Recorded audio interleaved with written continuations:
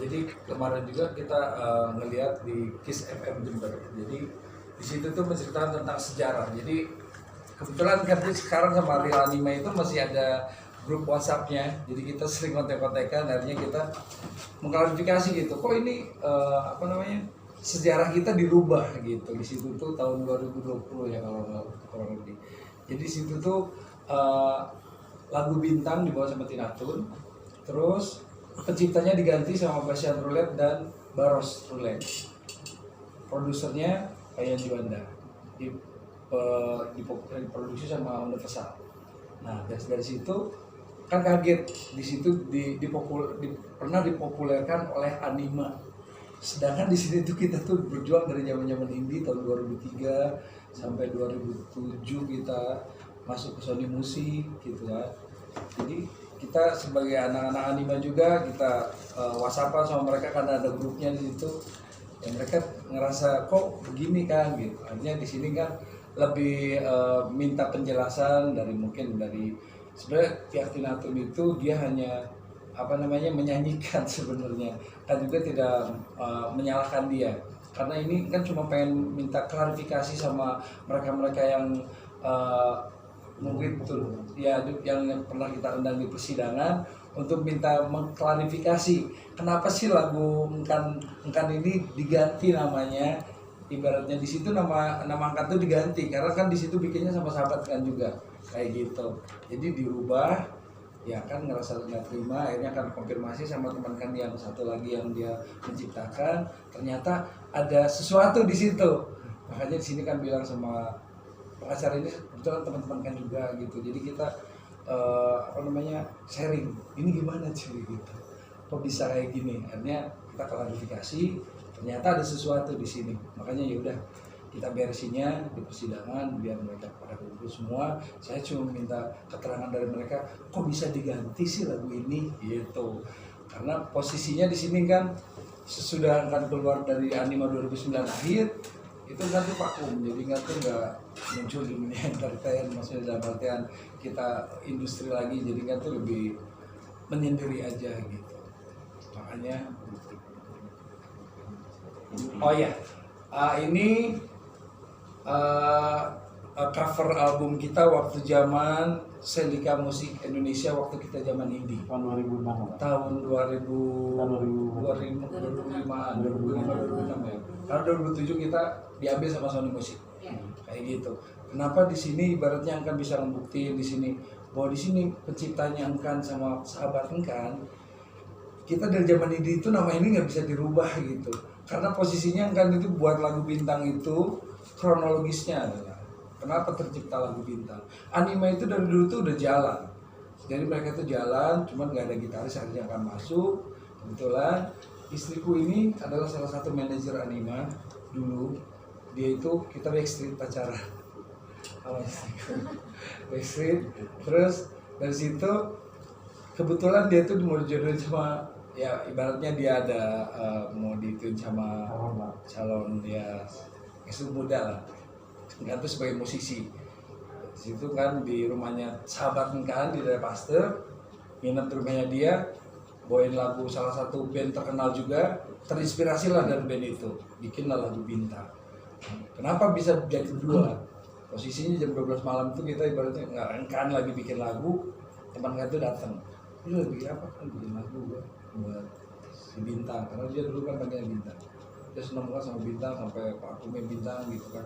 Gua buat Bintang gitu. Gua bikin dia kan. Ya kita karena posisinya berdua, ya bilangnya ya udah kita berdua aja gitu ini lagu ini. Dan itu nggak kebayang ibaratnya lagu ini bisa meledak sampai sekarang kayak gitu. Cuman si sahabat Ngan ini dia lebih 98% tuh lagunya lebih banyak dari Anima ini waktu zaman indie. Pas kita masuk indie label, cuman teman kami ini Denisa Pali dia tertarik sama lagu Bintang. Akhirnya kita produksi lagu Bintang, meledak lah di Indonesia Timur. Di Indonesia Timur kita meledak, kita dibantu sama Eman Pradita untuk bikin video konser tunggal. Diedit sama dia, udah kita dikenalin sama Baron sama almarhum dia banyak berjasa juga sama kita. Terus Baron ngenalin kita ke Mas Yudis itu dari pihak Sony Sudis kenal sama Payan Juanda menawarkan lagu Anima. Ingat banget tuh nawarinnya di Lip kalau nggak salah. Di Lip Payan langsung ngebeli semua data waktu kita di label. Diambil lah sama Payan untuk masukkan ke Sony Musik tahun 2007. Di recycle kita semua. Sama Steven Santoso kita di ini. Nggak beli master, bukan beli lagu ya. Oh iya, nggak beli master karena gitu posisinya kita lagunya diambil untuk ibaratnya dipindahkan label. Ya, diproduksi oleh Sony. Lebih ke situ sih. Tapi ada kontrak beli khusus nggak sih? Untuk nggak ada, karena di situ kan kemarin juga kontrak sama kita sering berhubungan sama Sony juga, karena kan ngurusin masalah royaltinya juga kan. Pak ini ada apa namanya perubahan rumah karena kan bukan rumahnya baru, jadi pindah alamatnya, terus emailnya tetap reguler, nomor handphone kita tetap update, kita sama orang Sony juga tetap berhubungan. Kan sering main ke Sony gitu, kita ngobrol banyak. Orang-orang Sony itu banyak yang ada sebenarnya karena kan nanyanya orang kayak Mas BW mana, terus kayak udah pada pindah gitu. Payan juga udah pindah ke JD Record kalau nggak salah. Kita mengajukan gugatan ini tidak terlepas dari dasar hukum. Kami mengacu pada Undang-Undang Nomor 29 Tahun 2014 tentang Hak Cipta, di mana Mas Engkan sebagai pencipta mempunyai hak eksklusif yang terdiri dari hak ekonomi dan hak moral. Jelas di sini hak moral dari Mas Engkan itu dilanggar, khususnya dari pemilik label yaitu Sony. Kan Anima awalnya di Sony ya Mas ya? Awalnya di label akhirnya di Sony. Iya. Kan permasalahannya sekarang adalah mengapa lagunya Mas Engkan yang di situ jelas-jelas ciptaannya adalah Engkan Herikan dan sahabatnya Hendri diubah menjadi nama Baros dan Basian. Di situ kan pertanyaan, apakah Sony melepas hak dari pencipta Engkan kepada Baros dan Basian? Itu kan dipertanyakan. Dan apakah Mas Engkan diberitahu? Itu juga tidak. Makanya alasan kami mengajukan gugatan ini adalah itu. Lalu juga dari hak ekonomi, dengan terjadinya perpindahan hak seperti ini dan juga dipopulerkan oleh Tina Tun dan dinyanyikan sampai dimasukkan ke dalam digital store yaitu Spotify, Mas Engkan tidak mendapat sepeser pun royalti atau hak ekonomi. Perlu ditekankan di situ, makanya kami juga mengajukan gugatan ini secara terstruktur dan juga membela hak dari klien kami. Lalu juga lagu tersebut sudah dinyanyikan di beberapa event, ada di Spotify, ada di Music Match, ada di YouTube juga ada, tanpa pemberitahuan dari terlebih dahulu. Dan juga Mas Engkan ini mencari sendiri dan dapat info dari teman-teman bahwasannya lagunya Mas Engkan ini dipakai atau dibawakan oleh Tina Tun. Tina Tun pun tidak pernah sama sekali meminta izin ya Mas ya. Minta izin secara moral pun itu ya terpukul ya sebagai penciptanya Mas. Begitu. Gugatan sejauh mana kapan? Gugatan tanggal Maret tanggal 1. Tanggal 1 Maret 2021. Udah cukup lama sih Ya. sebenarnya. Berarti update kasusnya sudah sejauh mana ini? Udah sampai tahap apa, Mas? Untuk kasusnya sendiri pada saat ini tahap replik, jadi di besok itu akan ada replik dari kita untuk menjawab semua jawaban dari para tergugat. Karena memang cukup lama dari 1 Maret kan? 1 Maret, tapi karena PPKM dan pandemi Covid, jadi sidang agak tertunda. Karena juga pengadilan Jakarta Pusat membatasi persidangan setengah perkara. Jadi seperti itu sih. Oke, kemarin tergugat itu bagaimana Bang ya? Itu bisa dijelaskan. Kalau secara hukum, turut tergugat dan tergugat sama saja. Artinya yang diundang di dalam persidangan adalah orang-orang terkait di dalam gugatan tersebut. Jadi mau dia turut tergugat dan tergugat, itu waktunya mereka untuk membuktikan di persidangan. Apakah mereka tergugat dan turut tergugat sama saja. Karena dari Tina Tun, dari Sony Music, Universal, Wami, dan semua turut tergugat dan tergugat lain yang kami masukkan dalam gugatan, itu semua terkait. Itu sebabnya kenapa kita masukkan gugatan apa sih sebenarnya yang terjadi sampai lagunya berubah, nama penciptanya bukan Engkan lagi tapi Basian dan Baros.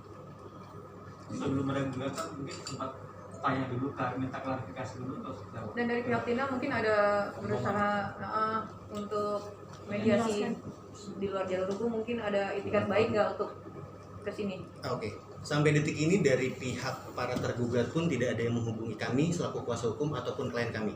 Jadi sampai detik ini kita hanya hadir di persidangan dan mereka hanya hadir di persidangan. Tidak ada konfirmasi, tidak ada pertanyaan, tidak ada permintaan maaf ataupun hal-hal lain yang berhubungan dengan perkara ini. Sebagai musisi dan artis pencipta lagu dengan judul lagu Bintang yang sah, di mana lagu tersebut rilis pada tahun 2006, di mana lagu tersebut telah menjadi lagu terkenal dan dikelola oleh publisher dan atau perusahaan rekaman yang bernama PT Sony GMG Music Entertainment Indonesia yang sekarang berubah nama menjadi Sony Music Indonesia selaku tergugat 4. Bahwa lagu ciptaan penggugat dengan judul Bintang tersebut juga terdaftar di Lembaga Manajemen Kolektif atau LMK bernama WAMI, Wahana Musik Indonesia, yang adalah pengelola atau eksploitasi karya cipta lagu terutama untuk royalti atas hak mengumumkan atau disebut juga performing rights. Itu turut tergugat 5. Bahwa tergugat 1 dan tergugat 2 adalah personil aktif band atau grup musik yang bernama Roulette Band yang terafiliasi oleh label rekaman atau perusahaan rekaman milik tergugat 3. Mungkin lebih kepada latar belakang. Undang nomor 29 tahun 2014 tentang hak cipta dinyatakan bahwa hak cipta sebagaimana dimaksud dalam pasal 3 huruf A merupakan hak eksklusif yang terdiri atas hak moral dan ekonomi.